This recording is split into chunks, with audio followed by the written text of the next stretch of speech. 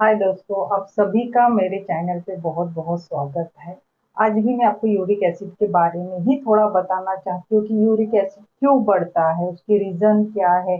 जो uric acid बढ़ता है तो बहुत जन को टेंशन लगता है कि नहीं, मैंने ये चीज़ खाने से मेरा यूरिक एसिड बढ़ सकता है या मैंने ये चीज़ खाने से मेरा यूरिक एसिड कम हो सकता है। तो आज इसी के बारे में पूरा वीडियो होने वाला है कि यूरिक एसिड क्यों होता है, वो अपने बॉडी में कितनी परसेंट होने के बाद वो नॉर्मल लेवल में रहता है या कितना परसेंट बढ़ने के बाद वो मोर देन होने के बाद अपने को कुछ सिम्टम दिखना चालू हो जाता है। तो इन सभी बातों के बारे में आज की वीडियो में हम विस्तार से जानते हैं। तो सबसे पहले अगर आप फर्स्ट टाइम मेरे चैनल पे आए तो प्लीज वीडियो लाइक शेयर और सब्सक्राइब भी कर देना।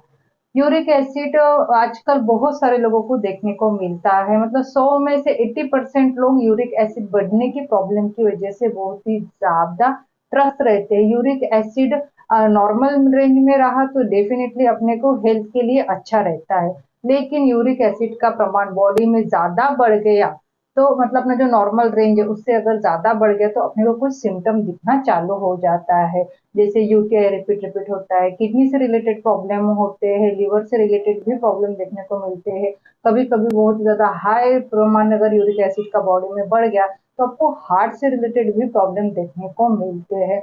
जनरली जब फर्स्ट स्टेज में अगर आपको इसको कवर करते हो अपने खान पान से, कुछ जो मैं आज बताने वाली हूँ, या आपकी लाइफस्टाइल चेंज करके अगर आप फर्स्ट स्टेज में ही इसको क्योर कर सकते हो तो लेकिन वो अपने डेली लाइफ में आपको इंक्लूड करना चाहिए। सेकंड स्टेज पे अगर आपका यूरिक एसिड बढ़ा है यानी हाई लेवल का यूरिक एसिड बढ़ा है तो डेफिनेटली आपको डॉक्टर के पास जाना चाहिए। उसी के साथ आज के वीडियो में जो भी आपको उपाय बताने वाली हूँ या क्या खाना चाहिए क्या नहीं खाना, तो डेफिनेटली वीडियो लास्ट तक देखना है आपको, तभी ही पता चलेगा कि क्या नहीं खाना चाहिए, तभी आपको ये सब बातें पता चलने वाली है।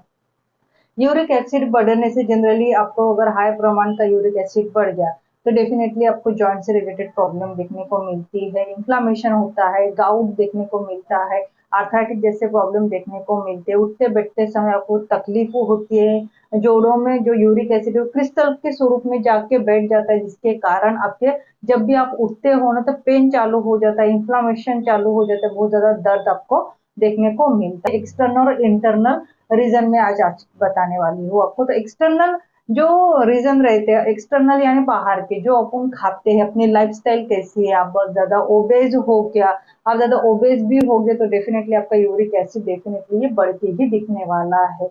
दूसरा, अगर आप क्या खाते हो, जैसे खाने में मैंने एक्सटर्नल बोला है, जैसे आप मीट ज्यादा प्रमाण में खाते हो, रेड मीट हो गया, सी फूड्स हो गया, नॉनवेज अगर आप ज्यादा प्रमाण में खाते होगे, सॉल्ट युक्त पदार्थ ज्यादा खाते होगे या फ्रुक्टोज युक्त पदार्थ अपने लाइफ में अगर डेली लाइफ में ज्यादा प्रमाण में खाते होगे, या फिर उसी के साथ ही आप डेयरी प्रोडक्ट मतलब जिसमें फैट ज्यादा रहता है, ये भी कुछ चीजें हैं जिसकी वजह से आपका यूरिक एसिड ये बढ़ सकता है। उसी के साथ प्यूरिन युक्त पदार्थ ज्यादा प्रमाण में अगर आप खाते होगे तो भी आपका यूरिक एसिड बढ़ने का खतरा ये बना रहता है। तो ये हो गए एक्सटर्नल कुछ रीजन बताया मैंने। अभी इंटरनल रीजन सुन लो। इंटरनल रीजन यानी जो अपन खाते हैं, यानी आपके बॉडी में यूरिक प्यूरिन युक्त पदार्थ ज्यादा जाना, मतलब ज्यादा जाना या प्यूरिन युक्त पदार्थ ज्यादा प्रमाण में खा लेना। उसी के साथ अपने जो ऑर्गन्स है, जैसे किडनी है, किडनी अगर आपका किडनी क्या करती है, अपना जो मतलब गंदगी जो है बॉडी को बाहर निकालने का काम करती है यूरिन थ्रू। जब भी अपनी किडनी का प्रॉपर फंक्शन नहीं होता होगा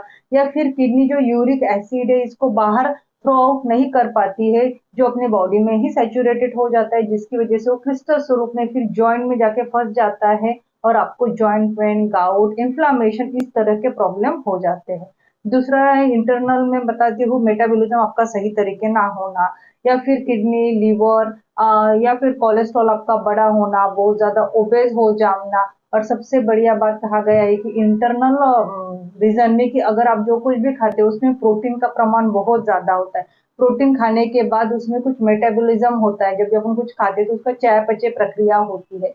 चयापचय प्रक्रिया जब होती है तो हमारे बॉडी में कुछ प्रोडक्ट की निर्मित होती है, जैसे बाय प्रोडक्ट हो गया, वेस्ट प्रोडक्ट हो, सब प्रोडक्ट, ऐसे 3 प्रकार के प्रोडक्ट हमारे बॉडी में मतलब जो भी हम खाते हैं उसमें निर्मित होती है। उसी के साथ आपकी बॉडी में यूरिक एसिड की भी निर्मित होती है। जनरली यूरिक एसिड हमारे बॉडी में प्रेजेंट ही रहता है, लेकिन जो वो नॉर्मल रेंज में रहता है। जब दिक्कतें हमें कब आती है, जब नॉर्मल रेंज से बढ़ के आपका यूरिक एसिड जब बढ़ता है तब हमें कुछ ना कुछ सिम्टम दिखने चालू हो जाते हैं। जब हम डॉक्टर के पास जाते हैं, कुछ टेस्ट करते हैं, तब हमें पता चलता है कि नहीं, हमारा यूरिक एसिड ये बढ़ चुका है।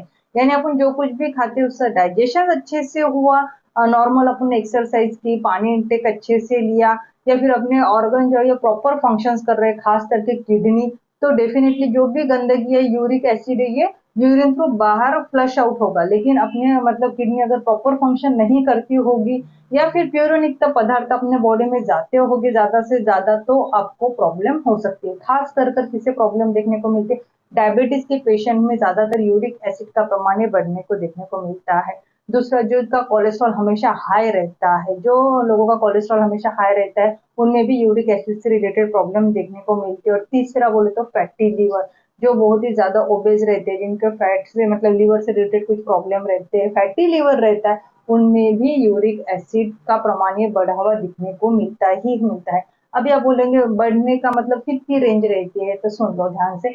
नॉर्मल रेंज यूरिक एसिड की रहती है अपनी 6 के आसपास।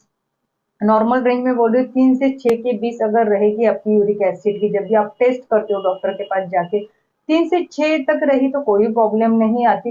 लेकिन मोर देन 6 होगी या फिर 7 होगी, आगे चल के बढ़ती होगी, तो डेफिनेटली मतलब आपका यूरिक एसिड ये ज्यादा प्रमाण में बॉडी में बढ़ रहा है, तो आपको डेफिनेटली मेडिसिन लेना चाहिए, डॉक्टर से कंसल्ट करना चाहिए। उसी के साथ आपकी लाइफस्टाइल भी चेंज करनी चाहिए।